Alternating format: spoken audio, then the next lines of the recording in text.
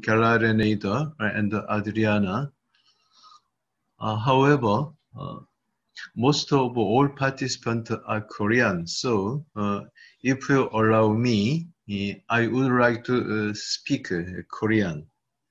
If you have any question, please use the chatting in English. 네, 오늘 말씀을 잘 들었는데요. 오늘 토론으로 이제 저희가 모두 6분을 모셨습니다.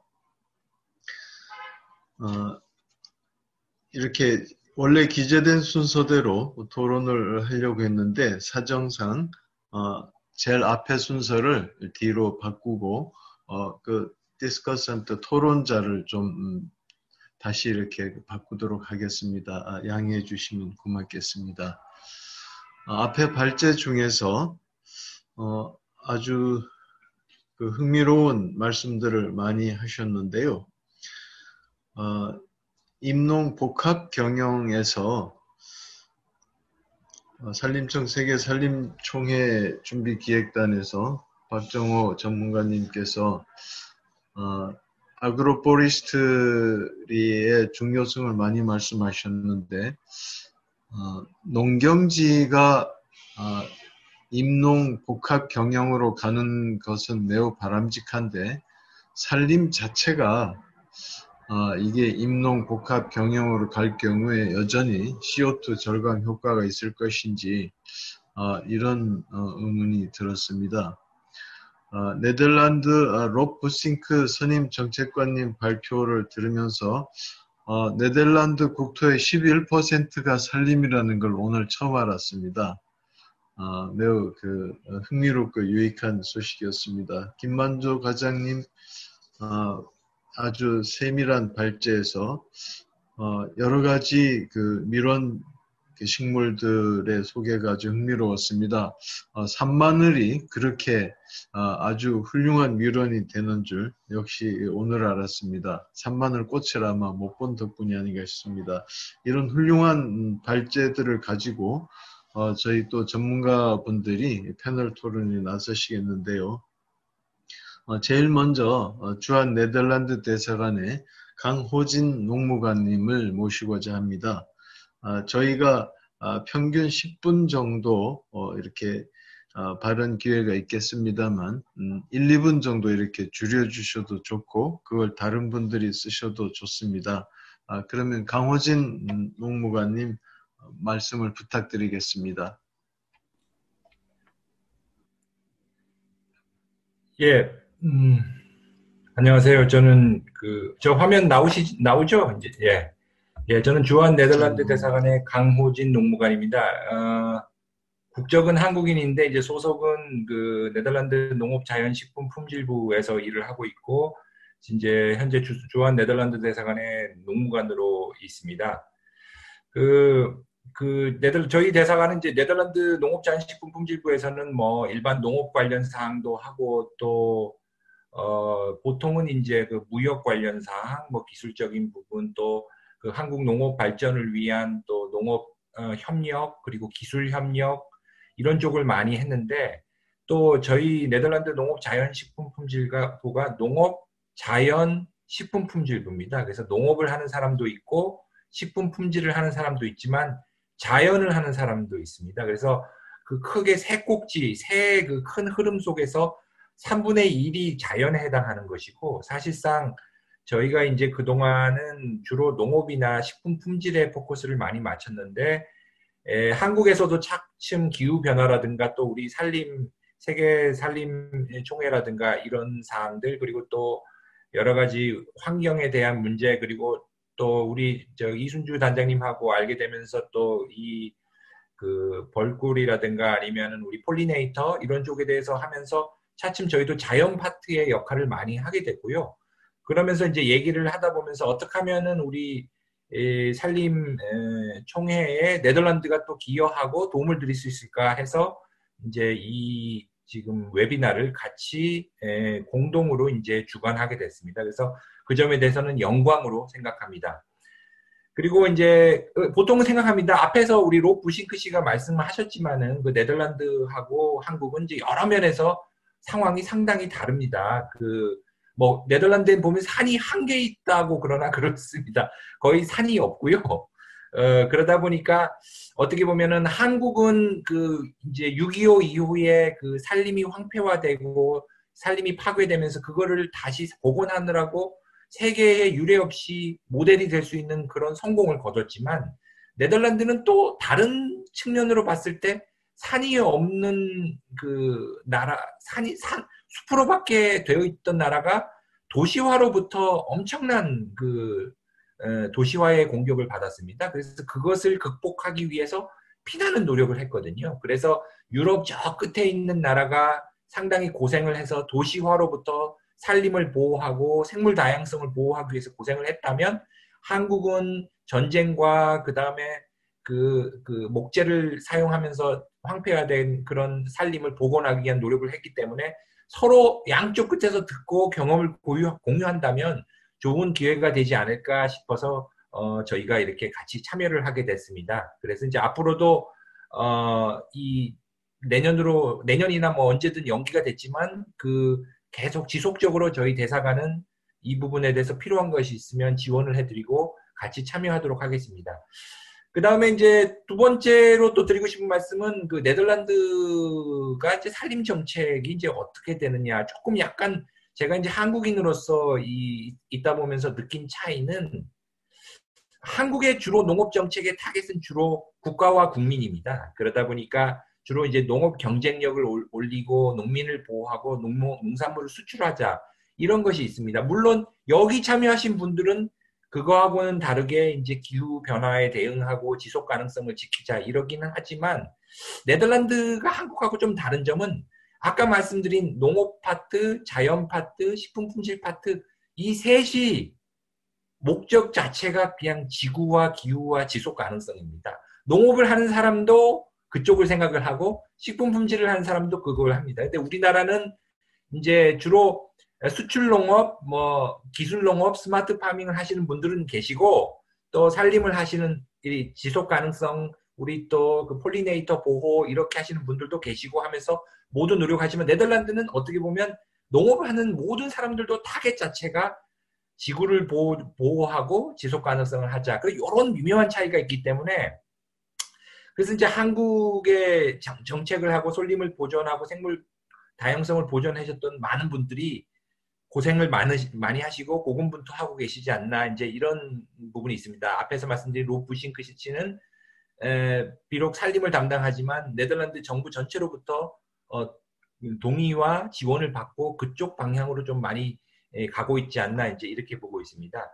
그래서 이제 마지막으로 드리고 싶은 것은 이제 국제 협력 가능성에 대해서 말씀을 드리고 싶습니다. 네덜란드는 이제 어떻게 보면 과거에 EU를 설립했던 국가 중에서 하나고 그래서 국제 협력에 대한 상당한 신뢰가 있을 겁니다. 아까 우리 산림 총회나 이런데 우리 지금 전체적으로 이제 주최하시고 준비하시는 분들도 보시면 네덜란드 사람들이 여기저기 많이 이렇게 얼굴을 내밀고 있는 것을 아실 수 있겠습니다. 그리고 농업 개발 원조나 또 개발도상국 지원도 많거든요. 그래서 한국은 산림 분야에서 이미 세계적으로 충분히 좋은 위치에 있기 때문에 뭐 한국하고 서로 그냥 경험 공유 정도이고 이제 이 로프싱크 씨가 저하고 이제 또 얘기한 거는 그것도 그거지만 전 세계 산림을 보호하고 복원하는데 3자 협력을 해서 네덜란드하고 한국하고 같이 뭐 우리 개발도상국이나 산림이 파괴되고 있는 이런 곳에 같이 가서 협력을 해가지고 우리 전 지구적인 문제를 풀어보면 어떻겠냐 이런 것들을 많이 했기 때문에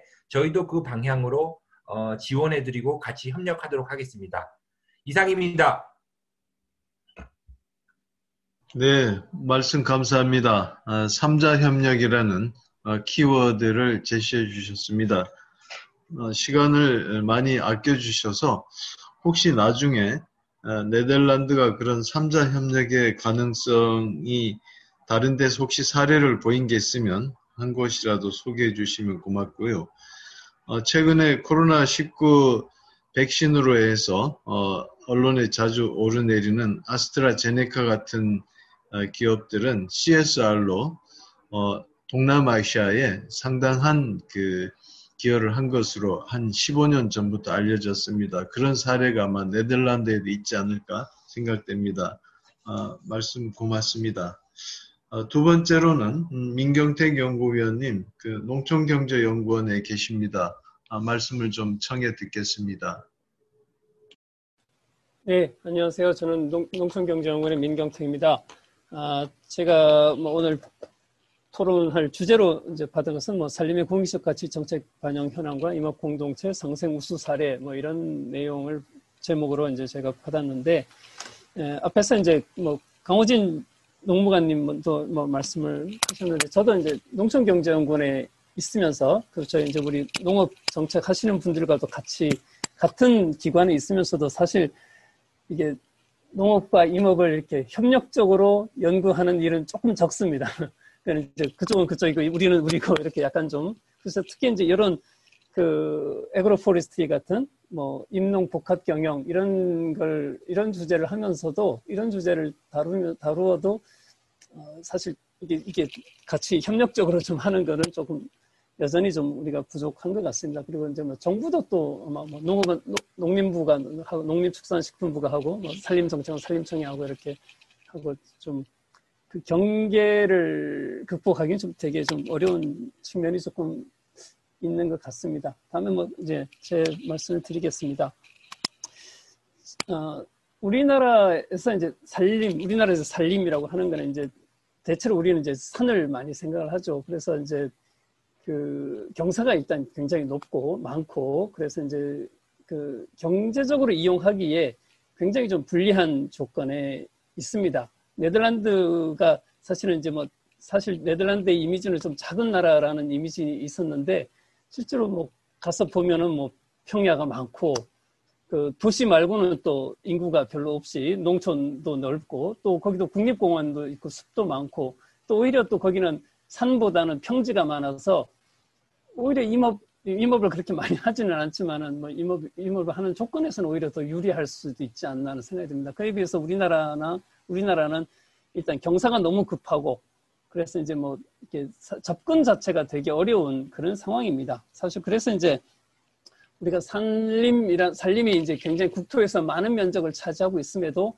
경제적으로 이용하기에는 하는 데는 좀 다른 나라에 비해서 좀 많이 부족한 것은 사실입니다. 그래서 이제 우리 임업 정책이라든가 산림 정책에서 이제 하시는 분들은 그래서 이제 공익적 가치라는 걸 많이 좀 강조를 하고 또 내세우고도 있습니다. 그래서 그런 의미에서 산림과학원에서, 국립산림과학원에서는 이제 몇 년에 한 번씩 공익 기능을 이제 화폐 가치로 평가를 해서 또 이제 발표를 하고 있습니다. 그래서 2018년 기준으로 해서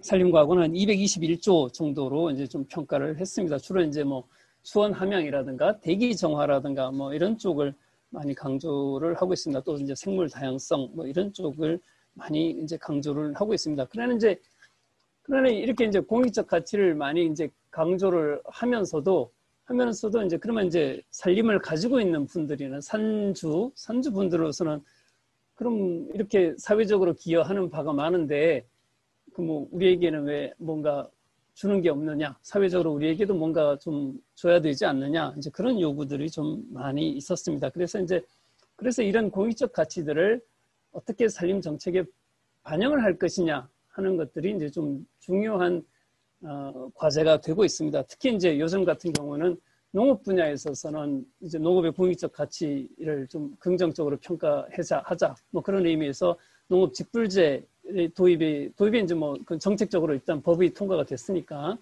이제 좀 추진을 하고 있습니다. 그에 비해서 이제 그러면 산림에 대해서도 공익적 가치를 인정을 해줘야 되지 않느냐 하는 것이 이제 그 산림을 가지신 분들 또는 임업하시는 분들의 이제 요구 사항입니다. 특히 이제 이런 것들이 이제 조금 필요하게 되는, 특히 이제 좀 배경이랄까요? 배경이라고 한다면은 농촌도 그렇습니다만 우리가 그러니까 도시와 농촌을 이렇게 보면은 농촌에서도 더 이제 바깥에 들어가 있는 부분들이 이제 산촌입니다. 산촌인데 농촌도 인구가 줄고 고령화되고 하는 거지만은 이 시작이 저쪽 산촌부터 시작을 하고 있습니다. 그러니까 이제 그쪽부터 지금 인구가 더 많이 감소하고 또 고령화되어 가고 있습니다. 그래서 그쪽 부분에서 이제 인구가 좀 많이 좀 줄어들고 있는 측면이 또 있습니다. 그리고 이제 그쪽에 사시는 분들이 이제 주로 산에서 이제 뭐 어떤 소득을 하려고 하면은 당연히 이렇게 평지에 있는 농촌보다 굉장히 이제 불리한 여건에 있습니다. 그렇기 때문에 또 소득도 상대적으로 낮고요. 그렇다면 이제 그러면 이제 점점 앞으로 그런 분들이 점점 줄어들고 한다면은 산림을 관리하는 역할도 많이 줄어들지 않겠느냐. 그렇게 하면은 또 산림의 생태적 기능이라든가 이런 부분들도 많이 줄어들 수도 있다. 그래서 또 그렇다면 앞으로 그 산림의 탄소 흡수 기능 또 이런 문제에서도 문제가 될 수 있지 않겠느냐 하는 우려를 하고 있습니다. 그래서 정책적으로 어쨌든 그런 산림이 가진 어떤 그런 공익적 기능을 좀 긍정적으로 평가한다면은 그런 그 산촌에서 사람들이 좀 이렇게 살고 생업을 할 수 있도록 어떤 지원 정책이 좀 필요하다라고 좀 생각을 하고 있습니다. 이제 그래서 이제 뭐 일단 정책적으로는 작년도에 이제 그 국회에서 서삼석 의원님이 그 임업 산림 공익기능 증진을 위한 직접 재벌 제도 운영에 관한 법률안을 발의를 한 바가 있습니다. 그리고 이 법 안에서는 그 임산물 생산업을 하시는 이제 임업인에 대한 직불제, 또 육림업 하는 임업인에 대한 직불제, 그 다음에 산림 보호구역에서 산지를 소유한 자에 대한 직불제, 뭐 이렇게 구성이 되어 있습니다. 그 중에서 첫 번째 부분, 임산물 생산업에 종사하는 임업인에 대한 직불제가 사실 이게 임농복합경영에 해당됩니다. 뭐 산림청에서는 이제 우리나라에서는 이제 산림복합경영이라고 이제 좀 말하고 있습니다. 이 부분이 이제 우리나라에서도 이게 임농복합경영이 중요한 거는 이제 임업을 해서 이제 경제적 소득을 얻는 것이 대단히 어렵기도 하고 또 그리고 이제 나무를 심어서 소득을 얻는 데까지가 지금 뭐 빨라야 30년, 뭐 좀 길면 40년, 50년 이렇게 되기 때문에 그동안에 뭐 산주가 아무런 그 뭐 경제적인 인센티브가 경제적으로 얻을 게 아무것도 없다면은 그 산을 갖고 와야 될 이유가 별로 없죠. 그런 의미에서 뭐 산을 가지고 있는 분들은 뭐 그래도 어떻게든 소득을 내보고자 해서 이제 산마늘도 심고 산나물이라든가 또 뭐 다른 뭐 그 가축을 하기도 하고 뭐 양봉을 하시기도 하고 이런 다양한 복합적인 형태의 이제 경영을 하고 있는데 그것이 이제 우리나라에 나타나는 임농복합 경영의 형태로 나타나고 있습니다. 다만 이제 아까 뭐 저장님 말씀하신 것처럼 탄소 흡수가 떨어지지 않느냐라고 말씀을 하시지만은 산을 밭으로 바꾸는 건 아닙니다. 산을 밭으로 바꾸는 정도로 하지는 않고 대체로 나무를 그렇게 많이 베고 있지는 않습니다. 또 그렇게 공간을 만들어줘야 나무가 이제 더 부피 생장도 하고 해서 탄소 흡수도 더 늘어나는 측면도 있습니다. 그리고 실제 이제 뭐 다른 나라에서도 그 산림복합 애그로포레스트리의 탄소 흡수 기능을 긍정적으로 평가하는 연구들도 좀 많이 있습니다. 이와 관련해서 이제 뭐 기존에 우리나라에서는 이제 뭐 백두대간 보호법이라든가 또는 이제 그 산림청에서 하는 산림 생태계 서비스 보상 규정이라든가 환경부에서 하는 그 생물 다양성 뭐 지불제 이런 제도들은 있습니다.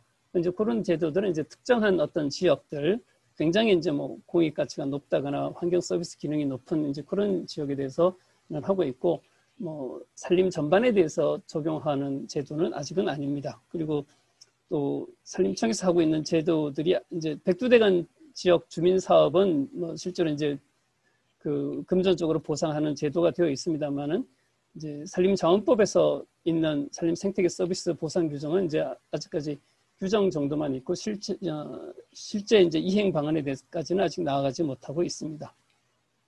그리고 이제 구체적인 사례로서 이제 보면은 이제 뭐 환경부에서 그 문경 돌리네 습지라든가 제주 곶자왈 생물권 보호 지역 사업 뭐 이런 사례들은 있습니다. 그런 것들은 어떤 그 계약을 해서 주민들과 계약을 해서 주민들이 어떤 그 생태계 보존에 노력한다는 조건으로 이제 정부가 그 일부 이제 금전적인 보상을 하는 그런 사례들이 있습니다. 그다음에 이제 이와 관련해서 이제 좀 뭐 외국의 사례들을 보면은 이제 일본의 이제 산림 환경세 같은 경우가 있습니다. 일본이 이제 이거는 이제 전 국민들에게 이제 산림 환경세라는 걸 징수를 해서 이거를 이제 그 지자체에 적절히 분배를 해서 지자체로 하여금 직접 산림 관리를 하도록 하는 제도입니다. 그 다음에 이제 그 직불제, 임업인 직불제의 형태로 이제 실제로 적용되는 건 이제 독일의 바덴-비르텐베르크 주 정도가 있습니다.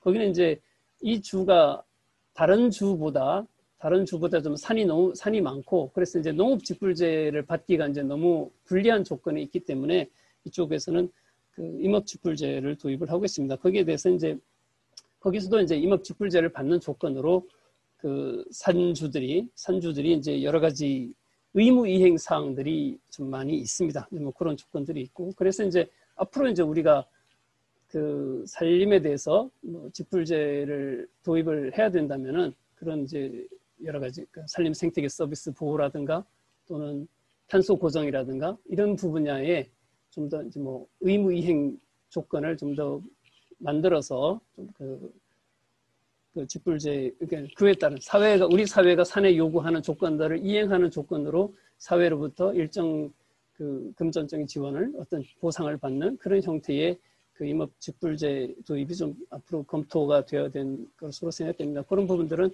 우리가 뭐 밀원식물 보존이라든가 또는 뭐 그 산림의 어떤 그 여러 가지 기능들을 잘 유지 증진하는 데에서도 필요한 제도일 것이라고 생각이 됩니다.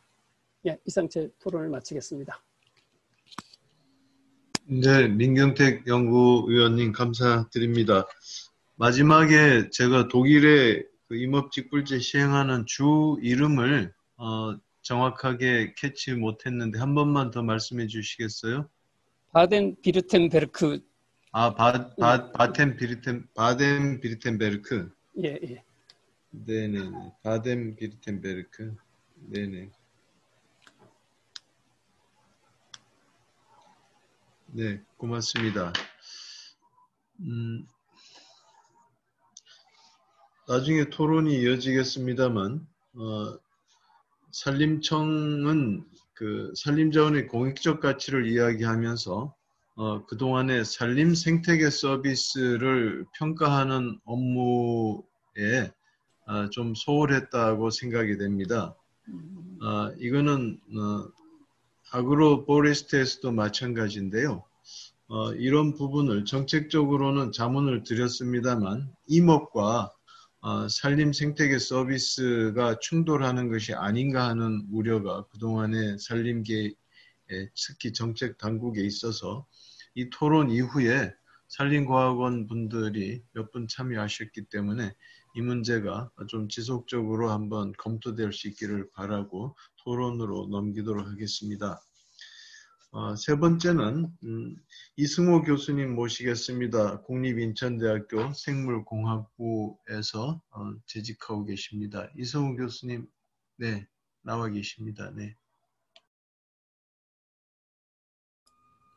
예, 안녕하세요. 예, 안녕하십니까. 저는 인천대학교 생명공학부에 재직하고 있는 이승호라고 합니다. 오늘 이런 좋은 그 웨비나 토론에 초청해 주셔서 감사드리고요.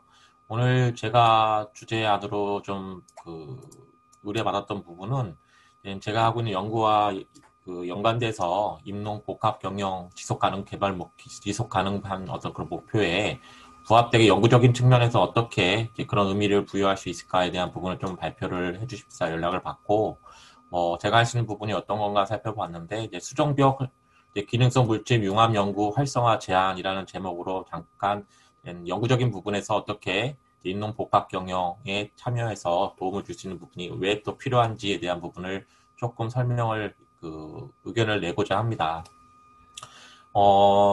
저희 실험실에서 제가 주로 하고 있는 연구 중에 한 부분이 이제 우리나라 이 양봉 산물의 어떤 그 특성화, 그다음에 기능성 연구에 대한 부분을 중점적으로 진행을 하고 있는데, 그거를 하면서 우리나라 이 양봉 산업, 양봉 산물의 이제 현 주소, 현 실점에 대한 부분도 같이 이제 공부하는 많은 이제 시간을 좀 가진 기회가 있었습니다.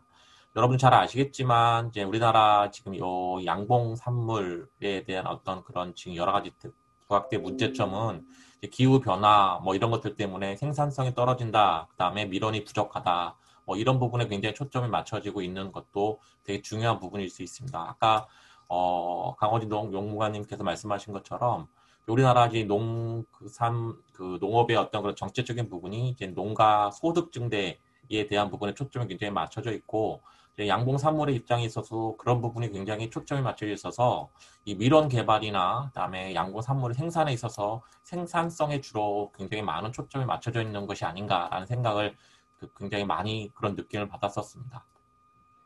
자, 생산성 증대를 하는 것도 굉장히 산업화 발전의 국가 이익 증대에 되게 중요한 부분일 수 있는데, 자, 과연 이것이 장기적인 측면에서 우리나라 발전에 어떤 방향으로 가야 될 것이냐에 대한 부분은 한 번쯤 여기 모여 계시는 연구를 하시는 부분 선생님들께서 심도 있게 한번 고민을 해봐야 되지 않느냐라는 생각을 좀 가지고 있습니다.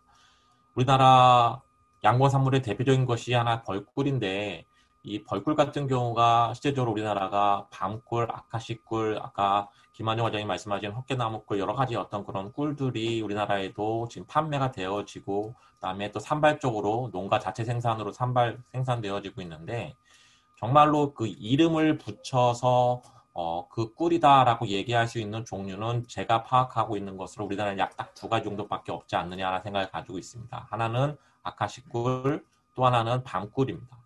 그 이유 중에 하나는 이 아카시 꿀이라고 이름을 붙일 수 있을 정도의 순도를 가지는 꿀이 생산을 할 수 있는 밀원 지역이 우리나라에는 약 밀원 수로서 딱 2가지밖에 지금 그런 밀원 지역이 형성되어 있지 않기 때문이지 않느냐라는 것을 저는 생각을 하고 있습니다. 그렇기 때문에 우리나라가 총체적인 난국인 거죠. 예, 그 양봉산물의 양질의 양봉산물을 브랜드화해서 국가 경쟁을 높일 수 있는 어떤 그런 종류의 다변화도 굉장히 중요한 부분인데, 그거를 생산할 수 있는 지역이 부족하고, 그것을 생산할 수 있는 밀원 수 자체도 부족하고, 그렇기 때문에 산림과학원에서 산림을 늘려야 되고, 밀원 수를 또 개발을 해야 되는 어떤 여러 가지 총체적인 문제점이 있는데, 이것을 해결할 수 있는 방안이 그렇게 탁 보이지를 않는다라는 거죠. 그 외에 우리나라가 헛개나무꿀이 이제 헛개나무가 그 밀원수로 또 하나의 그 제한이 되고 있는데, 아직까지도 헛개나무꿀이라고 붙일 수 있을 만한 헛개나무 그 밀원 지역이 형성이 되어 있지 않은 것으로 알고 있고, 헛개나무 꿀을 생산하기 위해서 그 개화기에 헛개나무가 밀집되어 있는 지역에서 꿀을 양봉을 해서 꿀을 생산했다 하더라도 순도 분석을 해보면 헛개나무의 순도가 실제적으로 헛개나무 꿀이라고 얘기할 만큼의 순도가 나오지는 않습니다. 거의 대부분 밤꿀과 그 밤나무과 같이 개화기가 비슷해버리기 때문에 밤꿀이 섞여져 있는 경우가 되게 많고, 실제로 밤꿀의 어떤 기능성에 대한 부분이 훨씬 더 헛개나무보다 높다고 저는 개인적으로 평가하고 있기 때문에, 이것이 이 헛개나무 꿀에서 나오는 꿀 그 성능에 대한 부분이 과연 우리가 헛개나무 꿀이다라고 붙일 수 있는 정도의 어떤 그런 기능성과 어떤 특성을 대변할 수 있느냐에 대한 부분이 아직까지는 그 구체적인 규격이 없지 않나라는 생각을 가지고 있습니다. 자, 그렇다 그러면 과연 이렇게 생산성만 증가시키는 차원에서 밀원수를 증대시키는 과연 올바른 방법일까라는 생각을 좀 한번 해봐야 되는 시점에 와 있는 것 같습니다. 왜냐하면 외국에서 이 양봉산물은 굉장히 저가의 양봉산물이 앞으로 계속해서 들어올 가능성이 있고, 양적으로 가격적 경쟁력으로 외국산에 과연 이런 식으로 이제 과학 경쟁을 할 수 있겠느냐라는 것을 봤을 때는 제 개인적인 생각으로는 저희 우리나라 밀원으로서 생산되는 밀원 제품 양봉산물은 고급화, 특성화를 하지 않으면 경쟁력이 없지 않느냐라는 생각을 가지고 있습니다. 자, 그러면 고급화, 특성화를 하기 위한 방법이 무엇일까라고 생각해 봤을 때는 저는 특정한 밀원에서 생산되는 단일 밀원꿀을 우리나라가 빨리 개발을 하는 그 여건, 시스템을 개발해야 되지 않느냐라는 생각을 가지고 있는 겁니다. 대표적으로 뉴질랜드 마누카 꿀이 있죠. 이 마누카라는 것에서만 생산되는 단일 밀원 꿀이고, 그 특성이 세계적으로 인정받기 때문에 세계적으로 수출되고 훨씬 더 다른 꿀보다 훨씬 높은 가격으로 판매됨에도 불구하고 경쟁력 있게 산업화가 가능한 꿀이 되어 있습니다. 저는 기본적으로 이 양봉산물이 축산에 들어가 있기 때문에 축산물에 대한 부분을 좀 예를 들어 설명해 보면, 우리나라가 대표적인 소고기가 한우가 있습니다. 그 여러 가지 전쟁을 거치고 여러 가지 어떤 그 시기적인 어떤 혼란 속에서 우리나라가 정치적인 잘못을 해서 한때 굉장히 외국에서 좋은 소들을 수입을 해서 우리나라 한우와 믹스를 시킨 적이 있습니다. 예.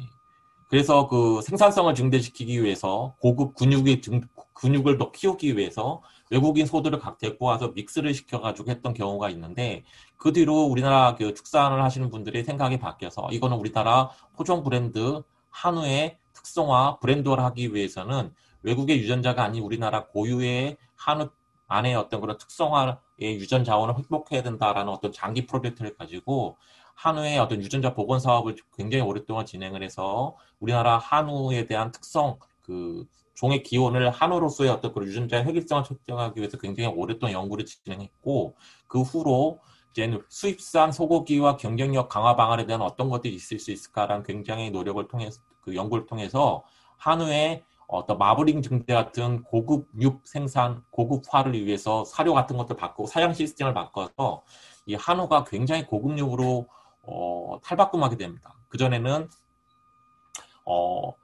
에버딘 앵거스나 이런 외국종과 그 섞여 있는 상태로 그냥 근육량 생산성을 늘리기 위한 어떤 정책으로 가다가 그것을 다 제외하고 한우 자체만의 어떤 특성화를 위해서 고급육, 마블링이 굉장히 우수한 어떤 그런 한우의 어떤 특성화를 이루면서 지금 에버딘 앵거스 호주산, 미국산 수입소보다 거의 2배 이상의 가격에 팔리면서도 사람들이 야 오늘은 한우 먹자. 그래 돈 좀 비싸더라도 한우 먹자. 우리나라 거 먹어야 된다라는 어떤 그런 인식이 이미 포착화되어 있는 가장 대표적인 예라고 할 수 있을 것 같습니다.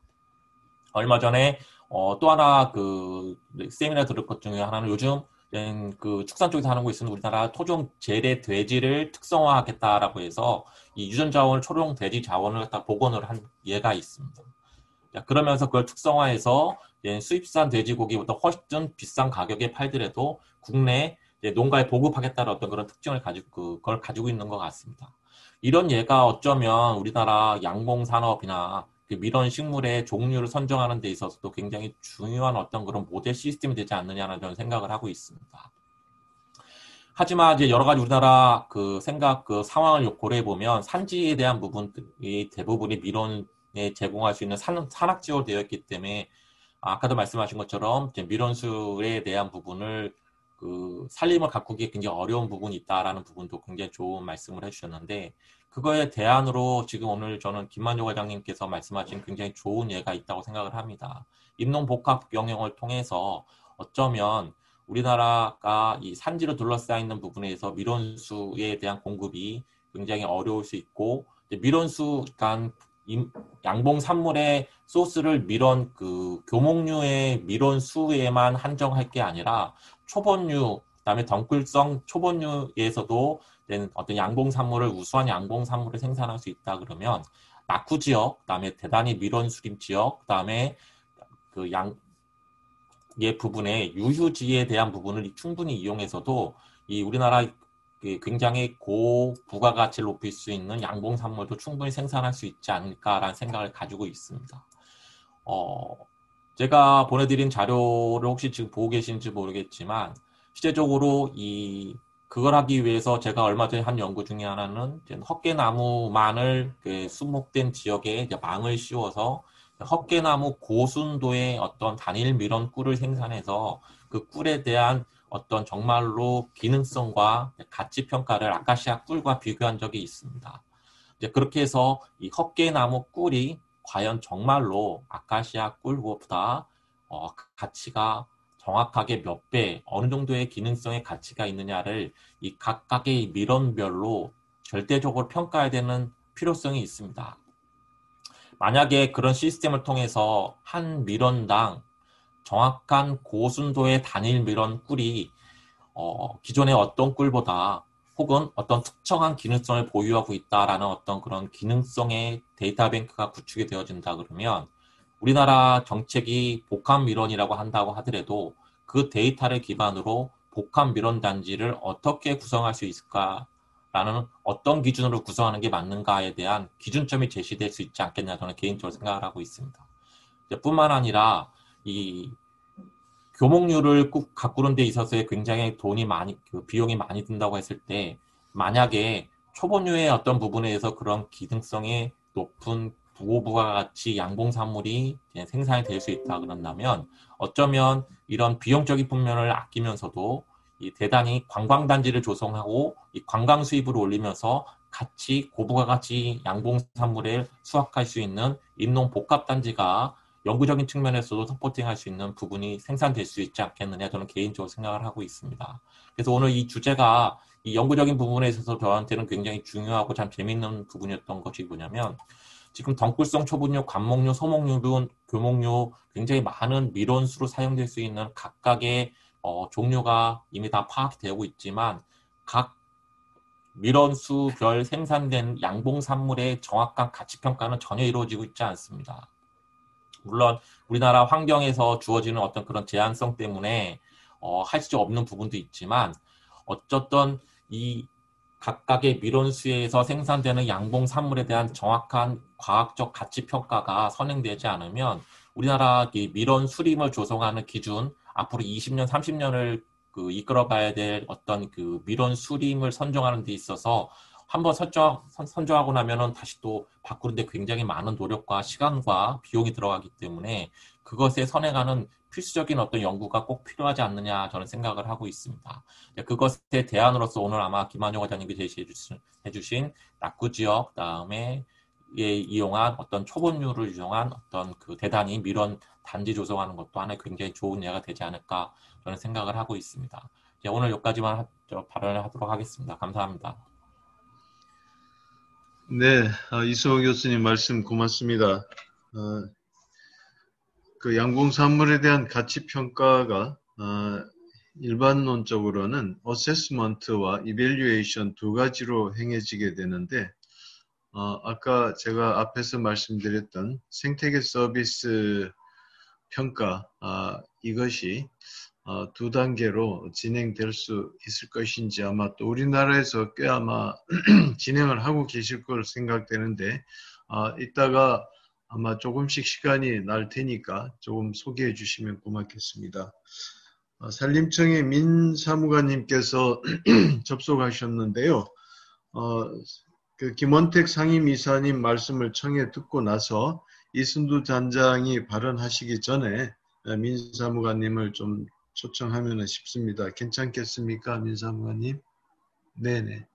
네. 그러면 소백산 백년숲 스케일이 큽니다. 사회적 협동조합을 경영하고 계시는 김원택 상임이사님 초청하겠습니다.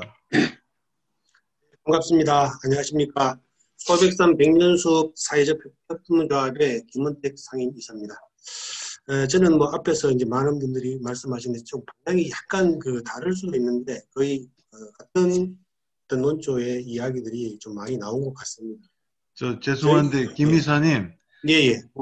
소백산 백년숲 조금 자랑을 잠깐 해주시고 넘어가실까요? 다른 기관들은 잘 알려져 있지만 네, 조금 생소해서요. 네. 저희 소백산 백년숲이라고 하는 사회적 협동조합은 신생된 그 조합입니다. 지금 현재 작년에 발족을 해서 지금 각 분야의 전문 분야의 일을 하고 계시는 분들이 뜻을 같이 해서 우리 영주 지역을 좀 더 발전시키고 영주의 소백산이라고 하는 아주 좋은 자원이 있지 않습니까?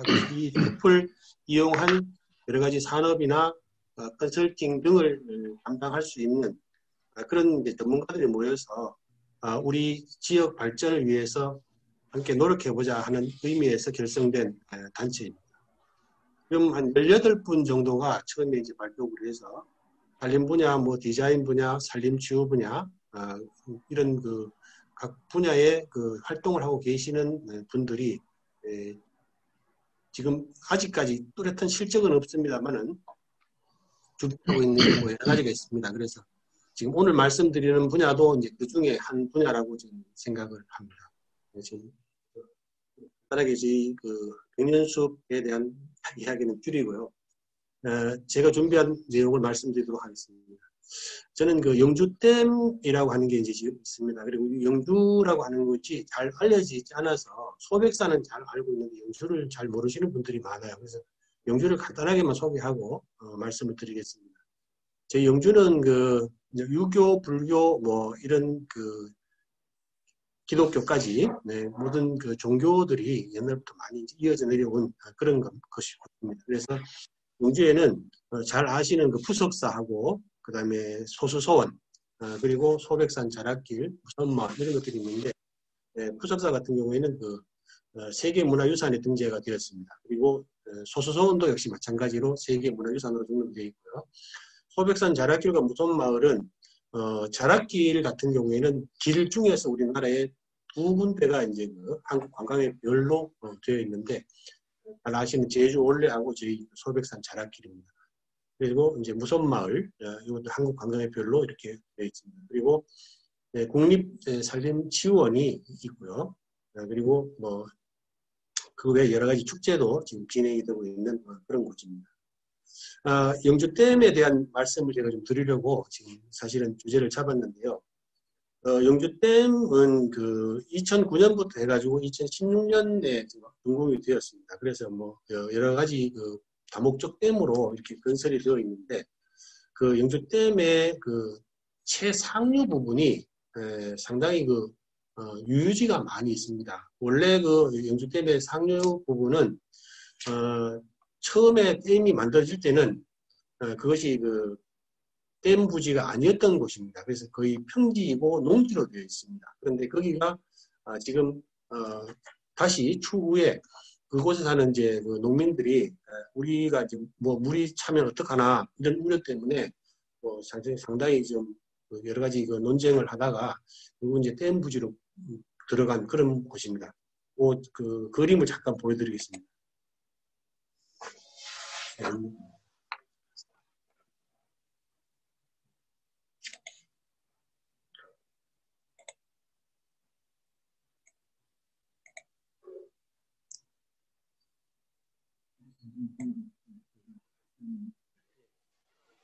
화면이 보이시나요?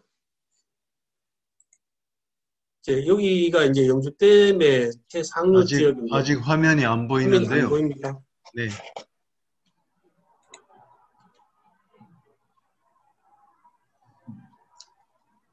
보이나요? 아닙니다. 아직 안 보입니다.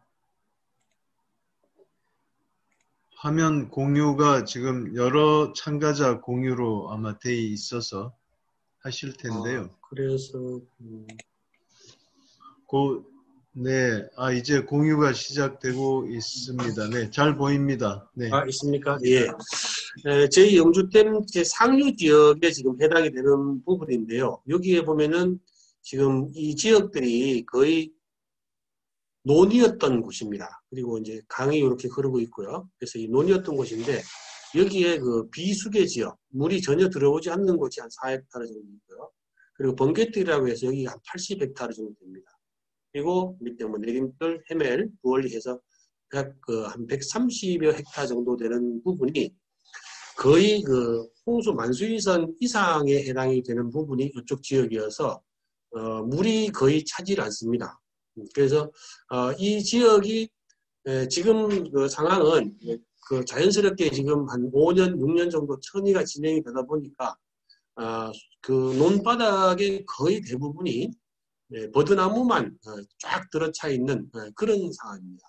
그래서 저는 이 지역이 우리 영주에 있는 자원으로서 사실은 뭐 활용도가 거의 없는 그런 버려진 땅 같은 생각도 들고 여기 이 댐의 둘레에 거의 한 자전거 도로가 한 51km 정도 이렇게 연결되어 있는데 이 지역을 지나는 분들이 이제 이 땅에 대해서 정말 아깝다.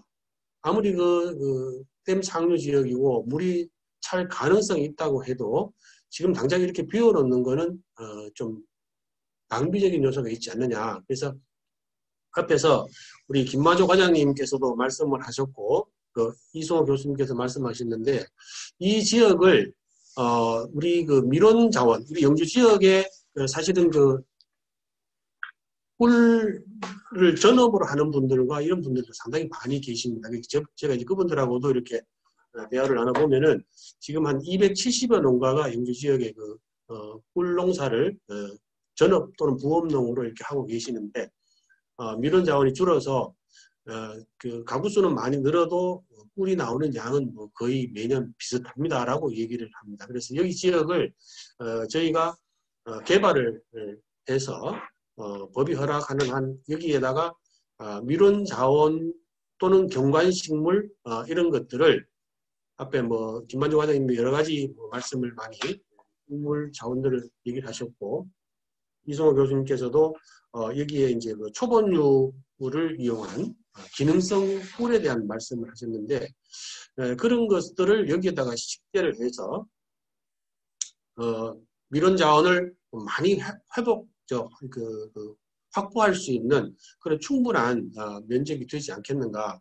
그리고 저희 영주로서는 밀원 자원도 밀원 자원이지만 또 아울러 우리 아까 앞에 소두에 말씀드린 것처럼 다양한 관광 이런 컨텐츠들과 연계가 돼서 여기에 우리나라 최대의 어떤 뭐 기능성 꿀을 생산할 수 있는 초본류들이 있는 단지 이런 것들을 관광 상품으로 집어넣으면 우리 영주 지역이 지금 계속적으로 인구도 줄어들고 지금 거의 이제 10만을 헛거리를 하고 있습니다. 아슬아슬하고 있는데 여기에 많은 관광 자원 확보 또는 이 주변에 사는 주민들이 여기를 이용해서 뭐 여러 가지 6차 산업의 여러 가지 소득원으로 이것을 활용할 수 있지 않겠는가 하는 생각이 듭니다. 그래서 저희 지역에 뜻이 있는 분들이 여기다가도 우리가 이제 이거를 밀원 자원 확보 겸 경관식물 조성을 위한 이런 개발을 좀 했으면 좋겠다라고 지금 많은 분들이 뜻을 모아서 이야기를 하고 있고요. 사실 이런 댐들이 뭐 전국적으로 제가 보면 많이 있는 걸로 알고 있습니다만 어떤 다른 지역에서도 보면은 뭐 여기 뭐 홍보리 축제를 하는 가까운 안동댐 상류 같은 경우에 이렇게 해서 물이 들어오지 않는 기간을 짧은 기간을 이용해서는 뭐 초본유를 식재를 하고 또는 뭐 5년 또는 10년 주기 또는 그 이상의 긴 텀을 가지고 있는 그런 곳은 더 장기적으로 볼 수 있는 관목이나 이런 것들을 식재를 해서 경관식물이나 또는 우리가 지속적으로 이것을 경영을 하면서 여기서 소득도 얻을 수 있고 또는 이것을 이용해서 뭐 밀원 자원도 확보를 하고 관광 수입도 올릴 수 있고 이런 것들을 개발해 나갔으면 좋겠다. 이런 제안을 저는 드린 바입니다. 시골 지역의 지역, 시지역이지만 사실은 이거 계속 줄면서 우리 지역의 소득이 줄어들고 사람들이 또 이게 자꾸 떠나는 농촌에서 사람들의 발길을 계속 끌어들이고 우리가 이것을 이어나가려면은 지속적으로 이걸 병행할 수 있는 어떤 부지 확보와 거기에 어떤 콘텐츠들이 계속 연구가 되어야 된다고 생각을 합니다. 그래서 저는 이 영주 지역에서 이제 뭐 관광 계통의 이제 산림치유 지도자로 일을 하고 있습니다만 이런 것들을 잘만 개발을 해놓으면은 우리 영주 지역뿐 아니고 다른 지역에도 우리 여기 영주댐 같이 이렇게 넓은 을이 물에 잠기지 않고 계속 이렇게 방치되는 곳은 잘 없다고 저는 생각을 합니다. 다른 지역도 이렇게 제가 조사를 해보니까 영주만큼 이렇게 넓은 뜰을 가지고 있는 상류 지역이 잘 없습니다. 그래서 이런 것들을 잘 컨텐츠를 잡아서 개발하면 주민소득뿐 아니고 관광자원뿐 아니고 우리나라의 어떤 모범적인 어떤 지역이 또 시범지구도 가능성이 충분히 있을 만큼의 부지가 된다라고 저는 생각을 합니다. 그래서 여기에 지속적으로 이것을 관리하고 식재하고 이러면서 또 일자리 창출도 되고 그런 것들이 계속 이어져 나갈 수 있는 그런 개발을 여기다가 하면서 밀원도 아울러 개발을 하고 밀성꿀로 개발을 하고 이런 것들이 이어져 갔으면 하는 바람입니다. 제 발표는 이렇게. 네, 김원택 상임이사님 말씀 감사합니다.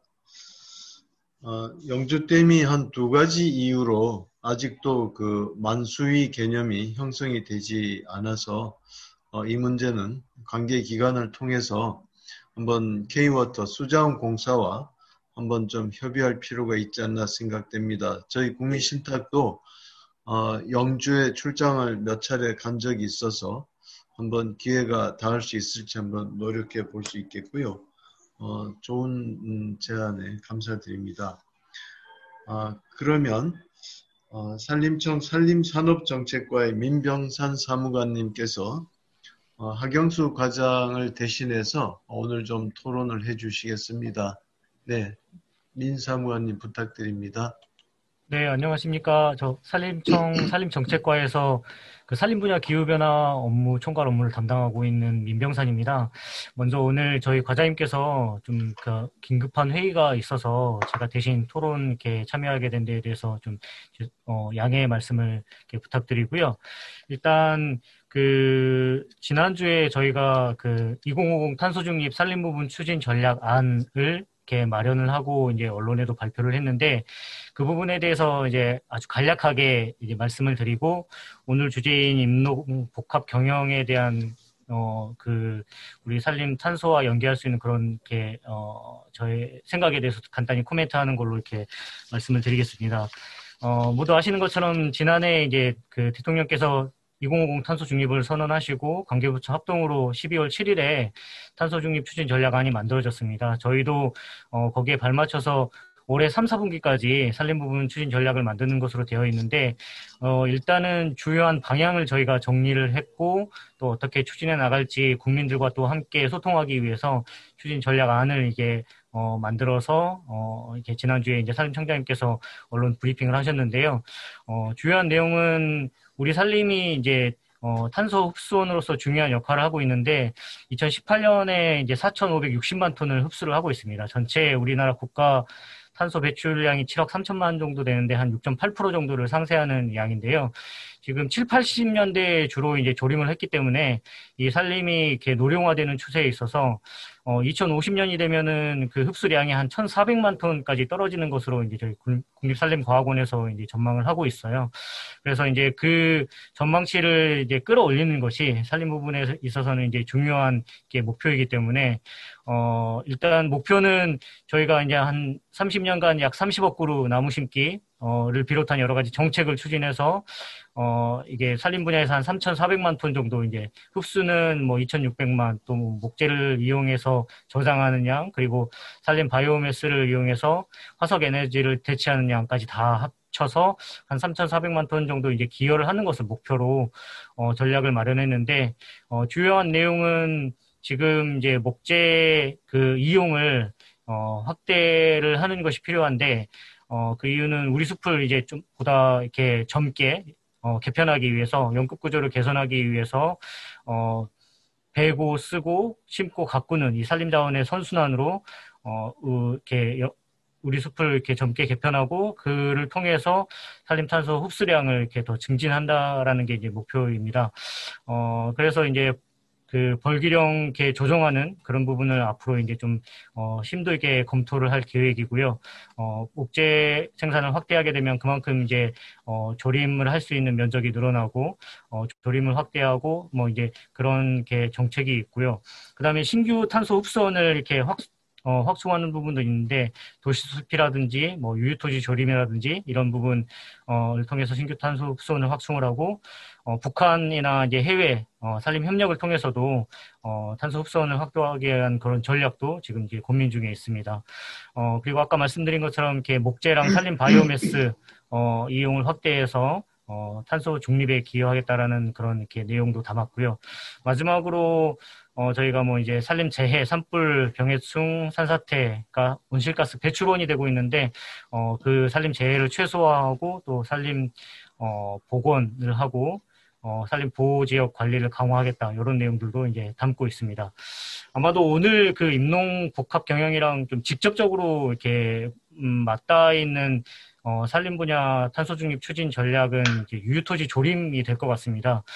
사실 저는 그동안 이제 저도 이 업무를 맡은 지 이렇게 오래되진 않았는데 좀 이게 그 그 탄소 중립에 좀 이렇게 몰입이 되어 있어서 그 부분에 대해서만 생각을 하고 있었는데 오늘 그 발제하신 자료랑 이렇게 토론 자료도 사실 어제 다 한번 읽어봤습니다.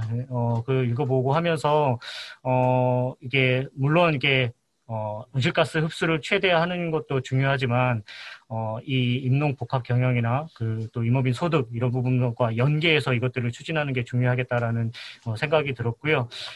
유유토지 조림 같은 경우는 저희가 이제 그 한계 농지에 대한 이렇게 부분만 생각하고 있었는데 한계 농지 조림이나 또 이렇게 수변 지역 조림을 확대하는 그런 내용들이 우리 이제 그 탄소 중립 전략의 30억 그루에도 반영이 되어 있는데 그런 부분들 정책들을 추진하면서 이 임농 복합 경영을 같이 연계해서 할 수 있는 방안들을 조금 이제 고민을 해야겠다라는 생각이 들었고 그런 부분은 이제 뭐 제가 담당 업무는 아니지만 그 뭐 담당하시는 분들과 함께 이제 공유를 할 수 있도록 하겠습니다.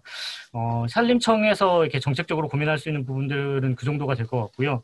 아무래도 임농 복합 경영이 좀 더 활성화되려면 그 농림부가 조금 이렇게 중요한 역할을 하고 우리가 또 그에 대해서 협업을 이렇게 좀 잘 할 필요가 있을 것 같은데 어제도 환경부 회의를 다녀왔는데 농림부에서도 이제 이 탄소 중립에 대해서 고민이 많으시더라고요.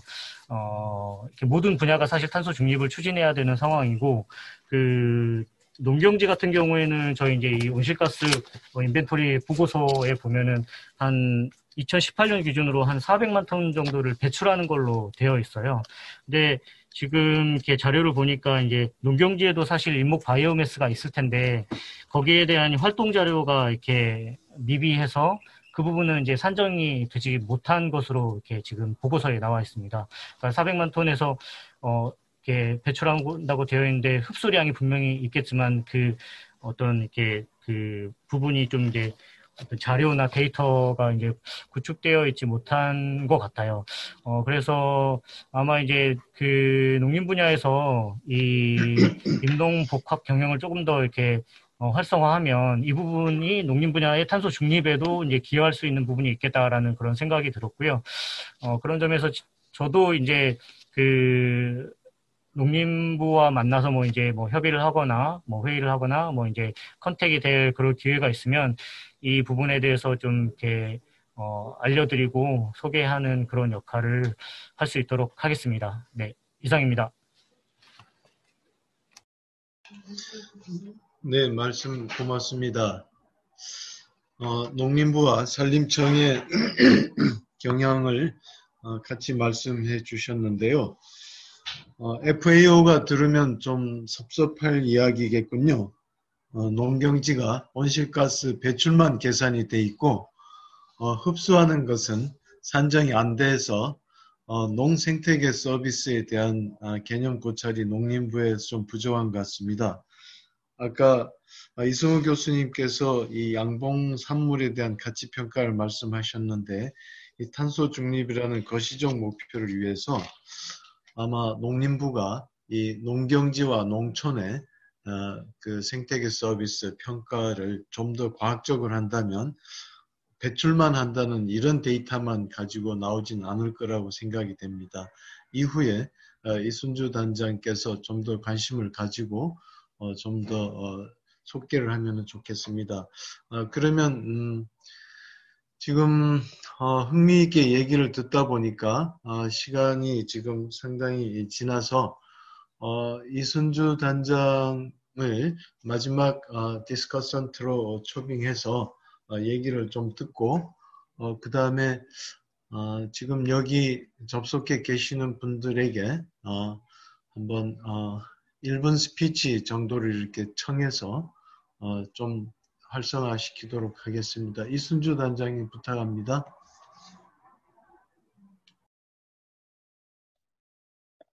예, 안녕하십니까. 제 말소리 들리십니까? 네, 들립니다. 예, 감사합니다.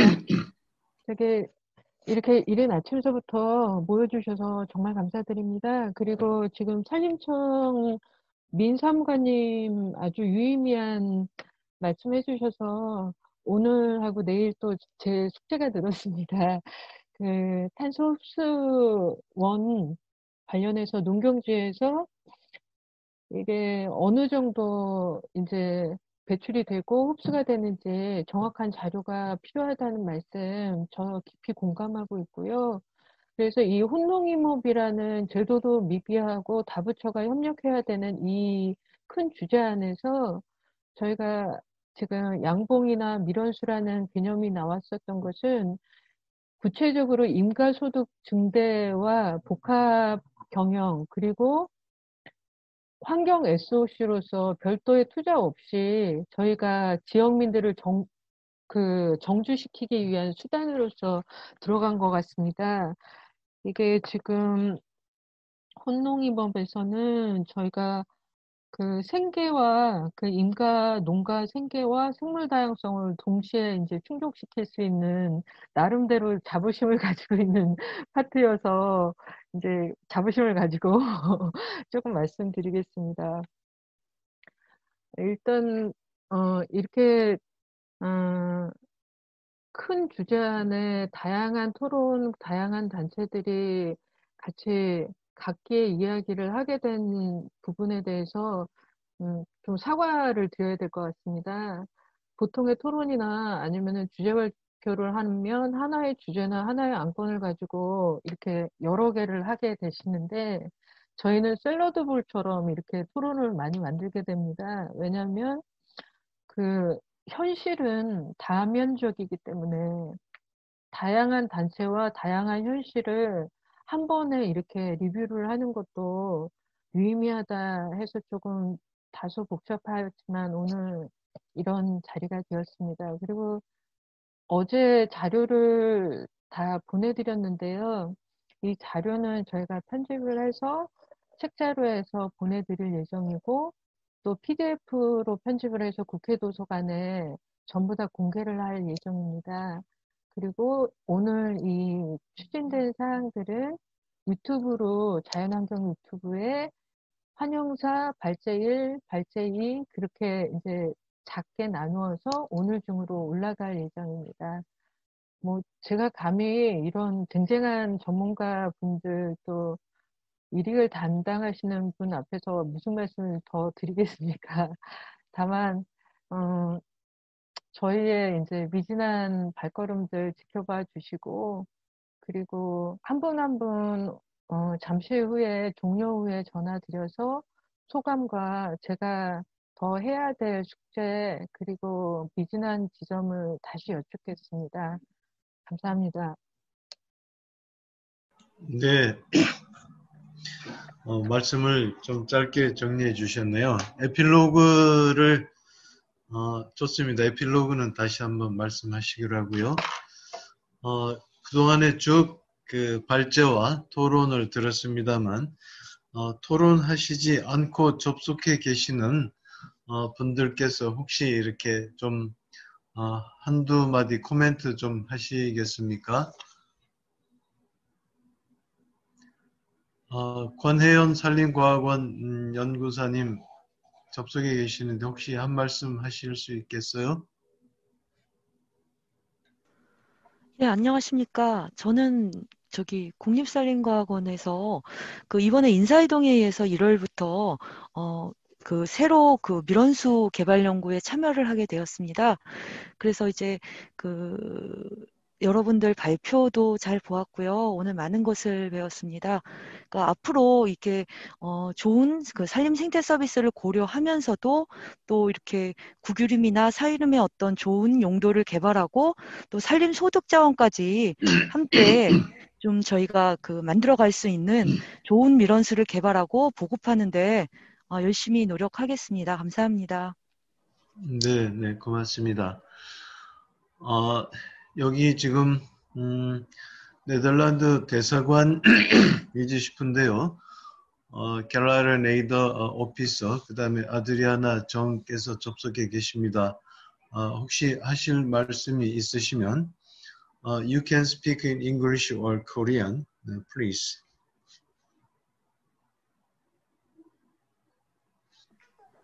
I'm not sure. Did you ask me to say something in English? Yeah. Okay. Thank you. Thank you. Thank you very Kelly, much. I can translate for you. So you speak. Okay. So I just want to thank you for this very informative seminar. I was able to follow quite a bit of it because some of the presentations were in English. So thank you for the initiative, and I hope that we continue our cooperation in this field. 일단은 되게 정보가 많은 이번 웨비나를 할 수 있어서 너무 기뻤고요. 또 많은 프레젠테이션이 일부는 영어로 돼 있었기 때문에 쫓아서 내용을 확인할 수 있었습니다. 되게 그 의미 있는 웨비나를 할 수 있어서 매우 기쁩니다. So even though I am the agriculture counselor now and I have a broader range of responsibilities, actually biodiversity and especially forestry has a special place in my heart because I was working with these two topics very closely in the past. 저는 지금 그 대사관에서 농무참사관을 맡고 있는데 특히 그 생물 다양성하고 그다음에 산림 분야는 제가 저기 본국에서 있을 때부터 많이 관심을 가지고 있었고 이쪽 분야에 있었던 제 가슴 속에 깊은 곳에 있는 주제입니다. And I was sorry to hear that that the program for the World Forestry meeting is postponed, but I'm really looking forward to cooperating together again in the meanwhile this year and also towards the meeting next year. Thank you. 예, 저기 산림총회가 좀 미뤄졌다고 해서 상당히 안타깝게 생각하지만 그거 상당히 저희가 기대하고 있고요. 그동안 서로 협력하고 계속 교류했으면 좋겠습니다. 감사합니다.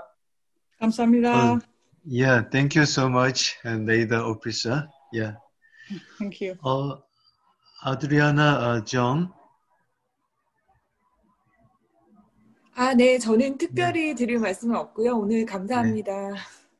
네, 고맙습니다. 지금 화면에 보이는 다른 참가자분들 혹시 한두 말씀 있으시면 지금 발제하신 분들 혹은 또 토론하신 분들 짧게 이렇게 좀 답변하기 전에 청하겠습니다.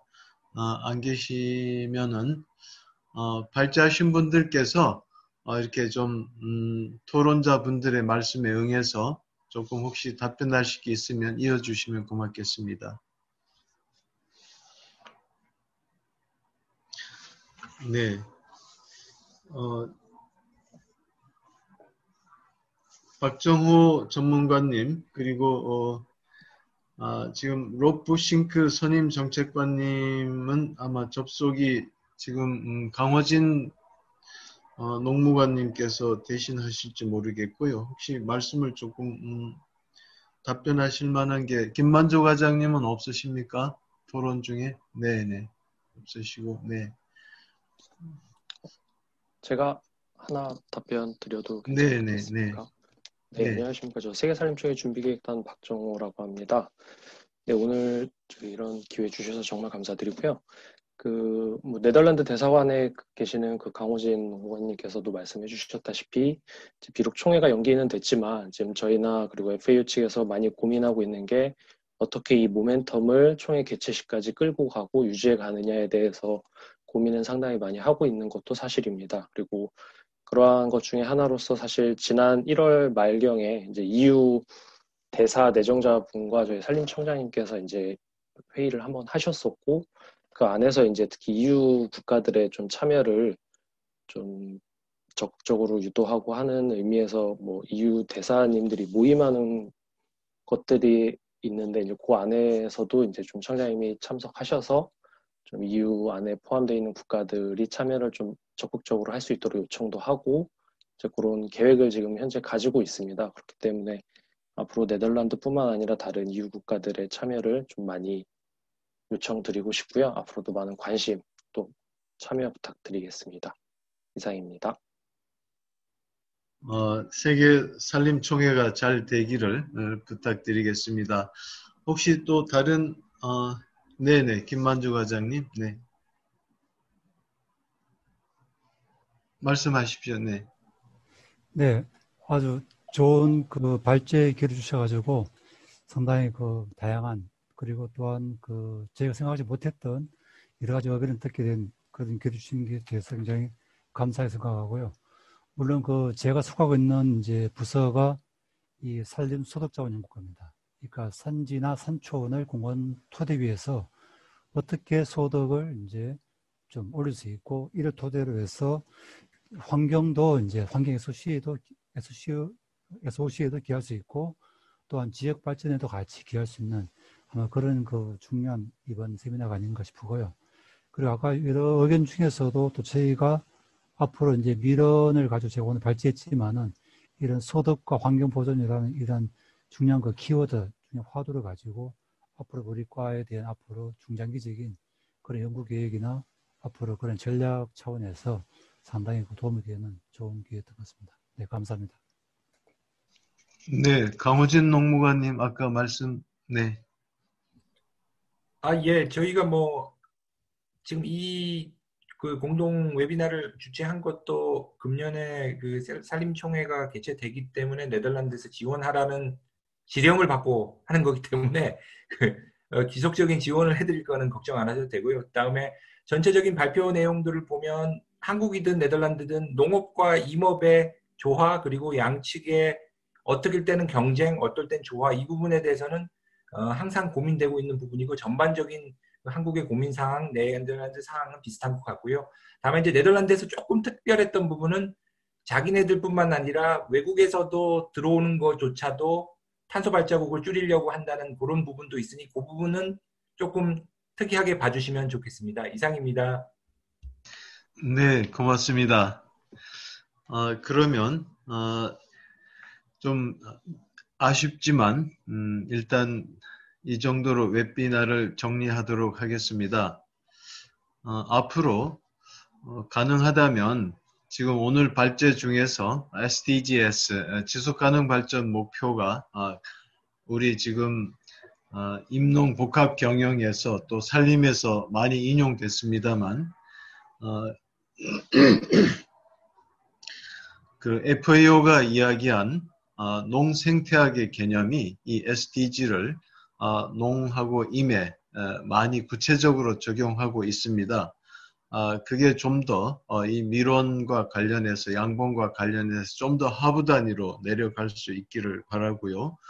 그러기 위해서는 생태계 서비스, 그것의 하부 단위인 농생태계 서비스, 그 다음에 농생태계 서비스와 관련해서도 역시 또 산림이 또 다른 하부 단위로 산림 생태계 서비스, 여기에 대한 생태계 서비스 지불제, 아까 박정호 연구관께서 말씀하셨습니다만 바덴-비르텐베르크의 그런 사례들을 또 우리나라에서도 계속 좀 연구해서 이게 지금 산림 자원의 공익적 가치가 산림 생태계 서비스와 산림 생태계 서비스 지불제로 연결이 돼서 양봉 산업에 활력을 불어넣을 수 있기를 바랍니다.